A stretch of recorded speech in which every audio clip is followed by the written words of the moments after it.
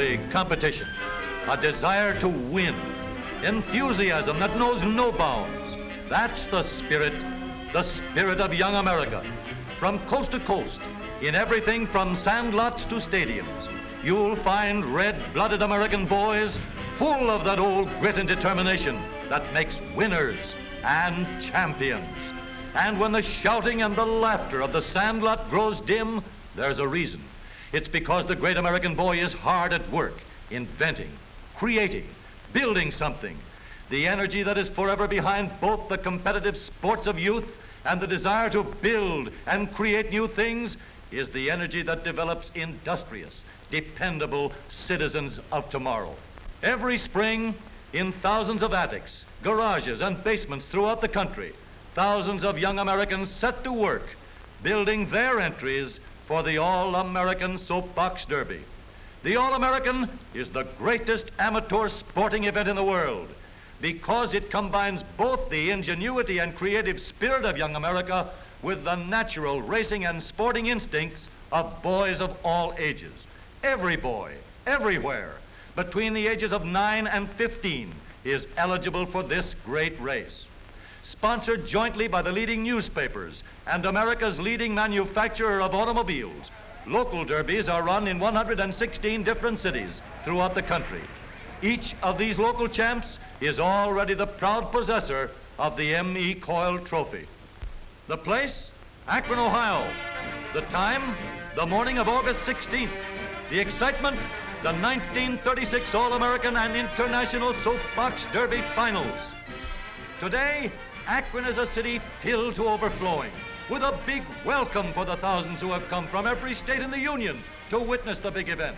For the racers, first comes registration and entry blanks, then sweaters, shirts, and all the other official regalia. Thousands of spectators are milling about the champions' cars, getting a good close-up look. Every one of these cars represents many long, hard hours of thought and building. In every one can be seen the inventive and creative ingenuity of our American boys. Each entry gets his car weighed in, and an official sticker shows that the car has been checked by the technical committee and complies with all the rules. The medals and trophy awards and other prizes, too, share the limelight. There are 249 of them in all. And here are 116 All-American boys that have won their local derbies and have come to Akron to compete for the coveted title, All-American Soapbox Derby Champion for 1936. A few of the champions are taking time out for a sightseeing tour of the city, but most of them are going direct to the excited to think of anything but the big race. The thousands of spectators begin to fill the grandstand and line the sides of Soapbox Derby downs.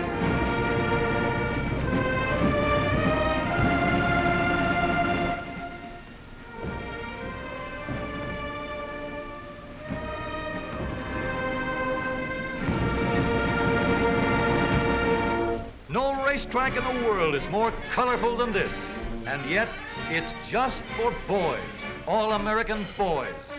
At the top of the hill are the racing pits, where the cars are given the final going over for the big race. Here they are, all set for the first heat. There will be 39 heats run off first, then the winners of these will be grouped and eliminated until only 5 boys are left. The technical committee stands ready on the bridge. Here they go. Look at those cars travel. It's going to be close. Here's the finish. What a race, but that's only the beginning. From now on, they're going to follow one ride after the other. Maybe you'd like a ride down the track. All right, let's go.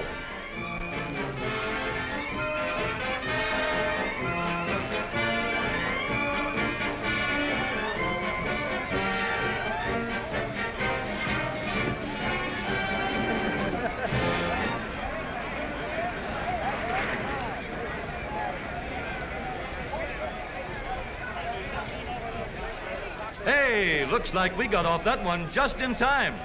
Guess we'd better stick to the sidelines.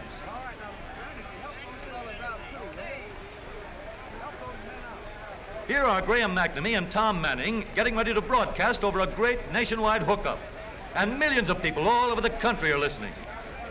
Behind the roar of the crowd is the clickety-clack of the typewriters and telegraph keys.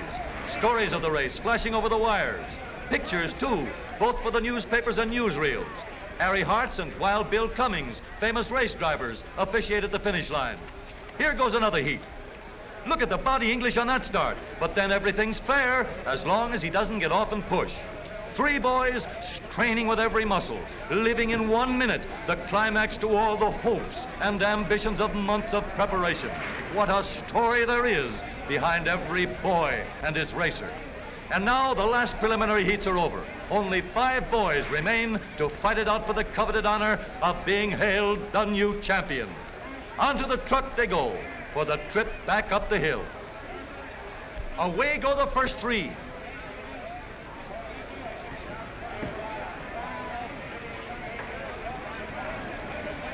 Herbert Minch of St. Louis is the winner. And back at the starting point, the other 2 boys get underway. Harold Hansen of White Plains, New York is the other winner.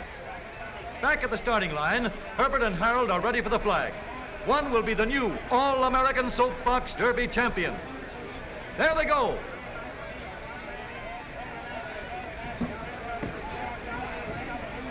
A new national champion, Herbert Minch of St. Louis, crosses the line, the winner. But Herbert can't rest on his laurels as yet. Now both boys go back to the top of the hill and get set for the international race, racing against the champion from over the ocean, Norman Newman of South Africa.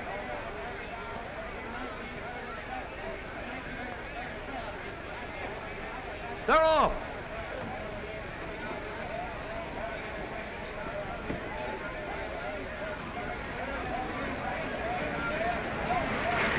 Herbert Minch is first, Harold Hansen second, Norman Newman of Pretoria, South Africa third. Mr. M.E. Coyle presents the first place trophy to the international champion while the other boys look on. As a fitting climax to a great day, there comes the big banquet and awarding of prizes. Here, every boy's a winner. For every driver in the All-American race gets his racing diploma, and among other prizes, a beautiful wristwatch with the Derby emblem embossed on the dial, a constant reminder of this great day in Akron. But the high spot of the banquet is the awarding of the prizes, medals, and trophies to the All-American and international winners. And to you, Herbert Minch, Jr. of St. Louis, it is my pleasure to present to you the first award in the All-American Soapbox Derby, a 4-year scholarship in any state university that you might select. And now to Harold Hansen of White Plains, New York. Harold, I have a letter here which entitles you to get your new car as second prize in the All-American Soapbox Derby. Thank you very much. Harold Hansen also receives the second place trophy for the international race. And to you, Robert Richards of Lima, Ohio, as a third award in the All-American Soapbox Derby, I hand you here a letter in which it entitles you to take, or to receive, rather, a standard coach of any color or description. John Tabor of Pittsburgh, Pennsylvania, is awarded the Charles F. Kettering Trophy for the best design car. Norman Newman from Pretoria, South Africa, who traveled over 8,000 miles for just this one race, receives the third place trophy for the international event. But even now, the other boys are working out plans for that 1937 entry. Perhaps a complete change in design, maybe more complete streamlining, or any of many other things a boy's mind can develop. It's a problem, all right, but all American boys, these boys of ours, are just the boys to solve it. The American boy will be hard at work from now until the starting gun is fired in 37. And he'll be in there fighting for all he's worth, fighting with that same old spirit that is building the Americans of tomorrow.